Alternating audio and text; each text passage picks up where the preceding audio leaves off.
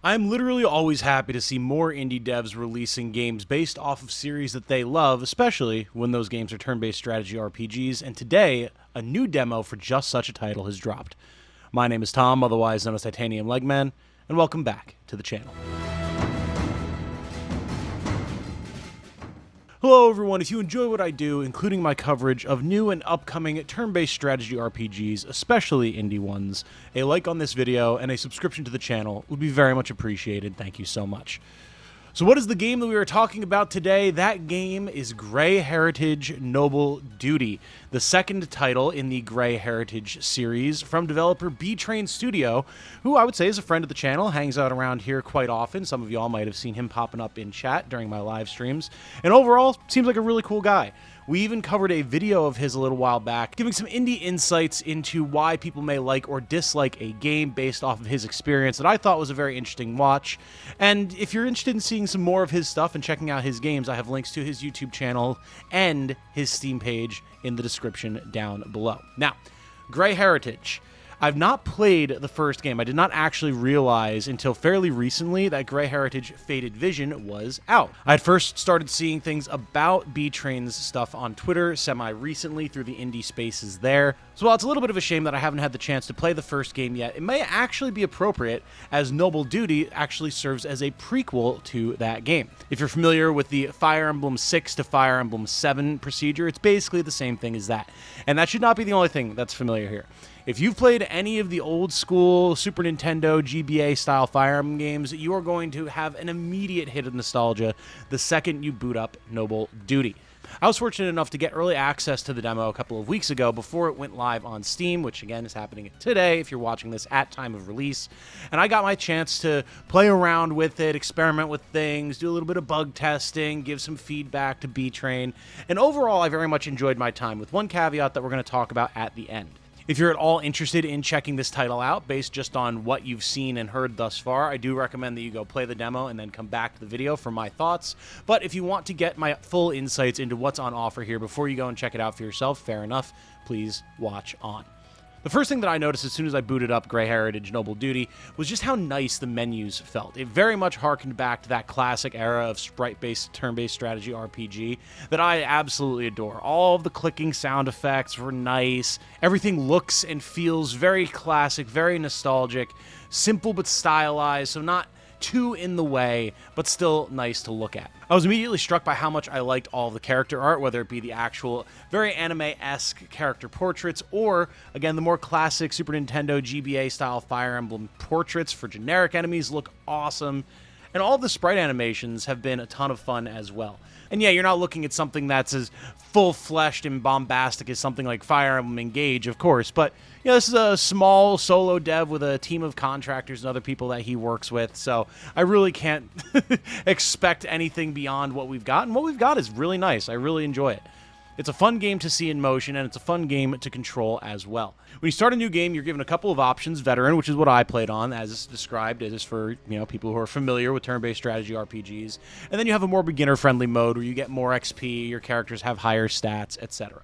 For the majority of the demo, Veteran felt like a very strong difficulty to be on, with, again, a caveat that's more of a map design thing that we'll talk about at the end. But overall, as someone who's very familiar with this type of game, Veteran felt right at home for me. As soon as you start a new story, you get just hot dropped into the actual dialogue and story of the game. And it's a little overwhelming at first, I'm not going to lie, but it does serve to help get you directly into the action a lot more quickly. Thus far, I'm mildly interested to see where these characters' personalities go. The few supports that we've had between our cast have actually been fairly compelling. I've enjoyed them a fair bit, and I do want to know more about the relations between the major countries at play in the war that our characters take part in. We take the role of a young leader sent out to the front lines, seemingly to die by a certainly less than benevolent king, which interestingly introduces us to our sister, who is a ward of said king, and kind of seems to be used as a way to control our actions, while also being an influential figure in court herself, which is a pretty cool little power dynamic. The characters that you have available are a fairly standard cast. You have your more generic, good-hearted leader, lord. You have the traditional kind of stoic, quiet, highly skilled mercenary, a very bombastic and potentially corrupt priest. I haven't quite got a good read on his personality yet. the more sadistic Dark Mage, the stoic Jagan character, who's actually a female armor knight this time around, which is always a nice change of pace. She's very awesome. It's a good cast of characters, and you get introduced to more as you go through. Getting down into the gameplay, there is a lot to see here. And there's a lot that I like that B-Train is doing that I'd like to see more Fire Emblem style indie games and just Fire Emblem in general do with its combat systems. Immediately, you have a lot of different status effects that can be inflicted by magic. You have bows and throwing knives / darts / cards that can inflict different status effects. You have a wide array of different types of weapons that are effective against pretty much any type of enemy in the game. Infantry, cavalry, armor, everything of that nature. Critical-based weapons, extra-ranged weapons. All of your bows have a much wider range than they tend to do in Fire Emblem, which is always something that bugs me in the base FE game, so I love to see it here. And there's even the inclusion of different types of arrows that you can use in conjunction with different types of bows for different effects. Basic iron arrows for damage, killer arrows for crit, sleep arrows for suppressing enemies. It's nice. There's also a lot of skills in the game, and this is where one of my first personal preference critiques comes up. It's not actually an issue really with the game design at all. It's more just what I like to see or don't like to see. There's an upper limit of how many skills that I like in a Fire Emblem style game. And think of something like Fates, right? Where every character could have like 5 or 6 abilities, and over the course of the campaign, it usually didn't get too overwhelming. Maybe on Conquest Hard mode, there would start to be a lot going on with enemies, but usually there was like a few set things that your characters or enemies were going to have until maybe right near the end of the game. Grey Heritage takes a similar route to Genealogy of the Holy War, where you have a lot of class-based abilities and learn many more as you go, and enemies will also have a lot of the same abilities that you do. Where this can kind of become a problem of just information overload is the sheer number of different effects that all of these different skills can have. Bonuses to accuracy, evasion, crit, effective damage against male characters versus female characters, the potential ability to just get a free extra turn, the potential ability to get free extra attacks, the potential ability to just cut damage in half, the fact that certain types of characters will just jump in the way of attacks for allies, and then how does that interact if something is using an effective weapon against a character that effective weapon wouldn't be effective against, but then the character that it would be effective against because of their class, like your armor knight, jumps in the way and then winds up taking a huge chunk of damage because of the effective damage. There's just a ton of things to keep track of here, and in maps that get more hectic and clustered, it can be very hard to keep track of what it is that you need to be paying attention to and accounting for when getting attacked by any number of different types of enemies. And that's an issue that, again, we'll talk about at the end with my biggest critique. Overall, though, I do like that there's so much identity for all these different characters and all these different classes, as it does add a lot of dynamic action to a battlefield as you try to keep track of all the different things that are going to be going on, and you do tend to have the tools that you need to be able to overcome a lot of these things. Yeah, enemies can be extremely powerful, but when you can just nail them with a single sleep arrow and they're out of the fight for 2-3 turns as long as you don't hit them again until you're ready to deal with them, like, you have tools available to handle a lot of this stuff. So you can pick and choose what important aspects of the enemy formation you need to take out of the fight temporarily until you are in a position to be able to better handle it. As far as the moment-to-moment action is concerned, it is quite snappy. You have the ability to skip turns and skip animations whenever you want, but even just the animations, when you do let them play out, are a ton of fun. All the crits are really flashy. A lot of the different entrances to battle, running up, taking a swing at an enemy, having different styles of animation, like maybe you hit them with your shield for one attack, or you get a big hefty swing with your sword for another attack. It's the same damage, but there's just a variety of animation there, which is really nice to see. That's a lot of work for an indie game like this. Maps are also very large, definitely remind me more of Genealogy of the Holy War as well. It's not uncommon to take 15, 20, 25 turns to clear a map as you slowly progress through, deal with different squads of enemies, figure out where reinforcements are coming from, and move towards whatever objective it is that you need to achieve. Speaking of objectives, all 3 of the maps that are currently available in the demo have very different objectives as well, which I very much appreciate. On one, it's just kill X number of enemies. On another, it's get to the designated point. On the third, it's survive X amount of turns. So knowing that there's going to be a lot of variety there beyond just kill all enemies or capture specific point, and then maybe like a defense mission or something thrown in there here and there, it's a nice change of pace for sure. Given the size of these maps, you do have to wonder as well, hey, are there like different secret things I need to look for? And you would absolutely be correct if you think there are. Whether it be suspicious tiles you have to move a certain character to find an item, or chests to unlock, things to break down to discover secret areas. There's a lot of different things going on a per map basis that reward you for paying attention as you're moving through, and potentially sending a character out of their way to wind up getting an important item for further down the line. This is hammered in right away, right at the beginning of the first map, as you actually find your sleep arrows by moving your archer onto a particular tile that he calls out, kind of giving you the idea that, hey, I need to be keeping my eye out for this type of stuff. You'll also notice that there are save orbs around maps, because again, yes, these maps are quite large, and having the ability to save partway through a map, make sure that you've got your progress secured, whether you need to walk away for a while or maybe something catastrophic happens due to the length of the map. You don't have to restart the whole thing. That's a very good quality of life feature that I'm not normally huge on for Fire Emblem games, but when you've got maps of this length, I do think that that's a pretty important feature to have. Now, I've mentioned it a couple of times, but I do need to get my biggest gripe out of the way here, and this is feedback that I've already passed on to B-Train as well.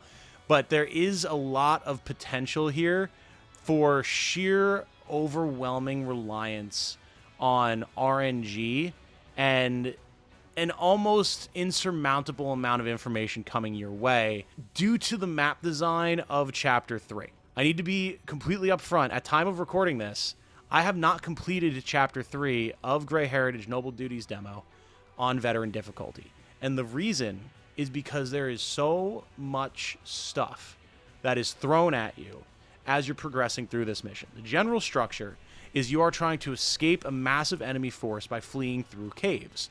And these caves have weakened walls that you need to break down to push into new rooms and keep outrunning reinforcements that are spawning in behind you.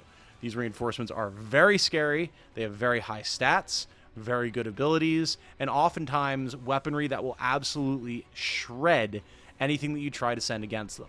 If you get your whole party to gang up on one, maybe hit it with a stun or some sleep or something along those lines, you generally can kill them at first, but as they start spawning in groups and waves, it becomes completely insurmountable, and you need to keep pushing forward into the more easily defeated enemies to get away long enough for the 30 turns that you need to survive to pass the mission. Where this becomes a problem is twofold.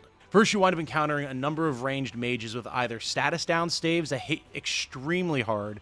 We're talking like strength, skill, speed, and something else down by 6 points for multiple turns, or defense down doing the same thing, nerfing your accuracy, your ability to deal damage, your ability to double or not get doubled, the ability to tank any damage whatsoever. And because there's multiple of them that spawn, you can't remove this status from each character each turn. You have maybe one staff that will allow you to remove that status down. So you really need to be able to prioritize what characters are going to be fighting any given turn to make sure that they have the maximum stats that they possibly can. The problem with this is there's so many enemies as you push forward that you can wind up in a situation where you need everyone to fight, and you maybe just can't keep up with removing those status effects. So you're essentially just falling to RNG of if you actually manage to actually hit your attack or not. When every enemy hits as hard as they do and so often have effective weaponry, you really need to be able to land all of your attacks and neutralize everything that's coming towards you.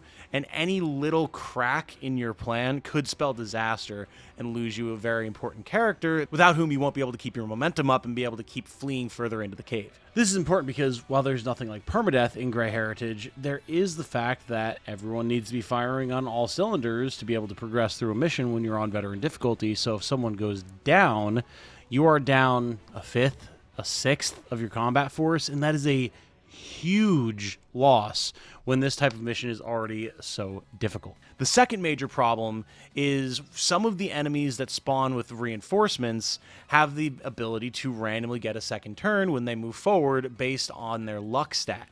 And this is absolutely devastating for the flow of the mission. This is an issue because as you run further away and enemies continue to spawn back at the beginning of the cave, you buy yourself more and more time. Except for when these given enemies trigger their ability to move again and suddenly double the distance that they move in a turn. And this can happen multiple times as they're coming towards you. Not multiple times a turn, but still, they can get to you far faster than you would be expecting and far faster than you would typically be ready for. This is also a major problem. You can see it happening here, where I was trying to block one of these enemies coming forward while I was getting my guys to bust down the wall and be able to continue pushing, except he attacked my tank, immediately triggered his act again, and ran directly into my backline and blew up one of my squishies, which again, at that early point in the map, really can't keep your momentum up if you lose anybody. You need everyone firing on all cylinders to be able to push forward. So even though I've taken multiple attempts at this map at this point, I've never been able to get past this room on the right-hand side because the flow of enemies just gets so overwhelming. This may be an issue of needing to go back and play the first couple of maps again, maybe conserve better items, find better things, maybe there's shops that I've missed, etc., etc. That would help make this easier. But you just hit a certain point in the mission where it feels like you're getting bombarded from all sides and don't have much recourse to get out of it. How this plays on the lower difficulty, I don't know. It might be far easier to get through. And again, like, I'm not going to say that I'm an expert at the game. I'm sure there's plenty of things that I could be learning to perform better here and make better progress. But compared to the first two maps that flowed very well, that I really enjoyed the experience of, it was a very harsh wall to suddenly hit and try to overcome.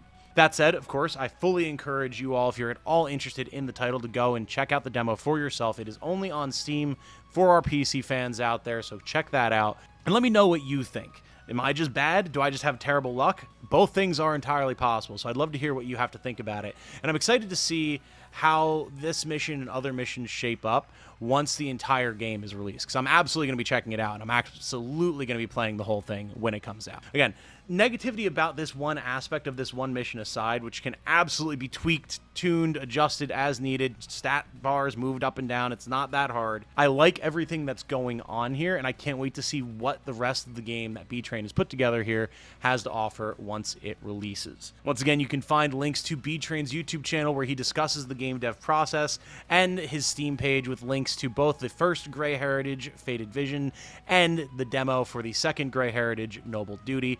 All of that down in the description. I highly encourage you all to go check it out. Give the man some feedback. Give the man some thoughts. It's awesome that he's got two really solid-looking games that he's put together here, and the more support that we're able to show him, the better he'll be able to continue to make those games and any future games going forward. With that said, I'm going to wrap this one up here. My name has been Tom, otherwise known as Titanium Legman. I hope you all have a good night. Stay safe and healthy out there. And remember, be good to each other.